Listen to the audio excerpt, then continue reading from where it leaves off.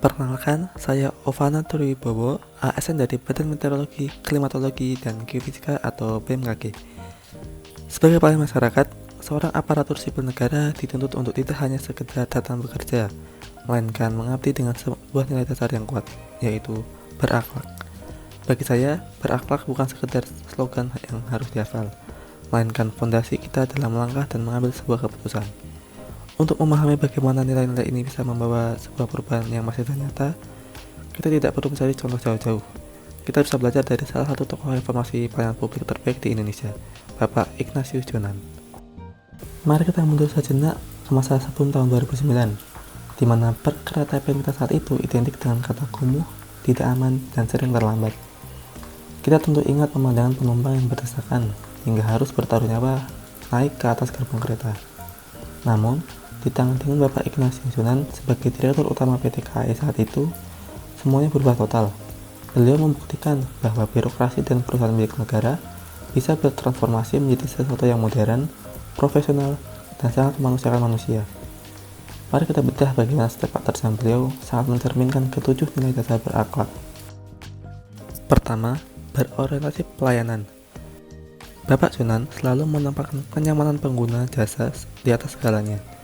Beliau berani mengambil kebijakan yang radikal dan tidak populer kala itu, seperti memasang AC di semua kelas kereta, termasuk kelas ekonomi, serta membersihkan stasiun dari pedagang asongan, demi kenyamanan dan ruang gerak penumpang. Beliau memanusiakan pengguna transportasi publik. Kedua, akuntabel. Integritas beliau tidak diragukan. Beliau mengambil alih PT KAI yang awalnya mengalami defisit puluhan miliar, lalu mengubahnya menjadi perusahaan yang untung triliunan rupiah, dengan tata kelola keuangan yang transparan. Beliau bertanggung jawab penuh pada tugasnya, bahkan tak segan tidur di gerbong kereta untuk memastikan sendiri kualitas pelayanan secara langsung di lapangan. Ketiga, kompeten. Walaupun beliau berbekal latar belakang di bidang finansial perbankan, beliau terus belajar dengan cepat mengelola sektor transportasi publik yang kompleks.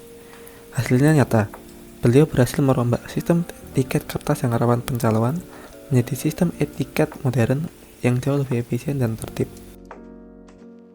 Keempat, harmonis. Beliau menyadari bahwa perubahan besar membutuhkan tim yang solid.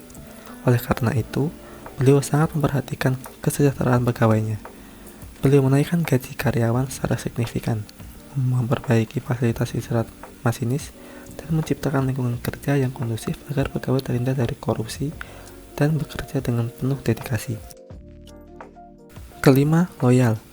Di tengah banyaknya tekanan, hambatan, dan protes dari berbagai pihak yang menolak perubahan pada masa-masa awal jabatannya, beliau tetap teguh.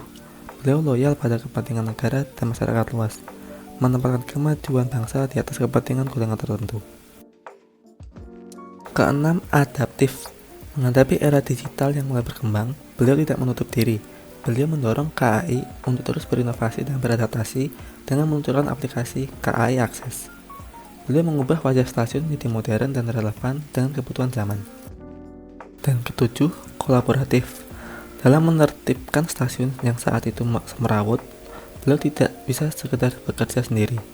Beliau berkolaborasi secara epik dengan aparat keamanan seperti TNI dan Polri untuk menjaga ketertiban.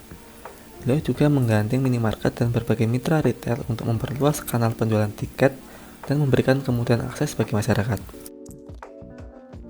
Semangat transformasi Bapak Ignatius Jonan ini adalah contoh luar biasa bagi saya sebagai ASN di BMKG. Sesuai dengan tugas dan fungsi saya saat ini, nilai berakhlak harus saya manifestasikan dalam setiap langkah kerja saya. Berorientasi pelayanan bagi saya berarti harus menyajikan informasi cuaca, iklim, atau gempa bumi yang cepat, tepat, akurat, luas, dan mudah dipahami oleh masyarakat. Karena informasi yang kami berikan menyangkut keselamatan jiwa orang banyak.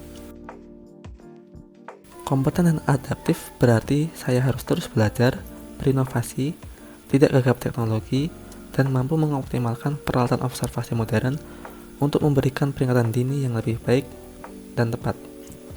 Dan tentunya kolaboratif. Mitigasi bencana dan penyampaian informasi meteorologi tidak bisa dilakukan oleh BMKG sendirian. Mengadaptasi gaya kepemimpinan Bapak Jonan, kita harus terus bersinergi dengan badan lain seperti BPBD, Basarnas, pemerintah daerah, sektor swasta, hingga masyarakat langsung. Pada akhirnya, Bapak Ignatius Jonan telah membuktikan satu hal penting. Mengubah sesuatu yang tampak mustahil menjadi mungkin hanya membutuhkan kemauan keras untuk melayani dengan hati dan integritas.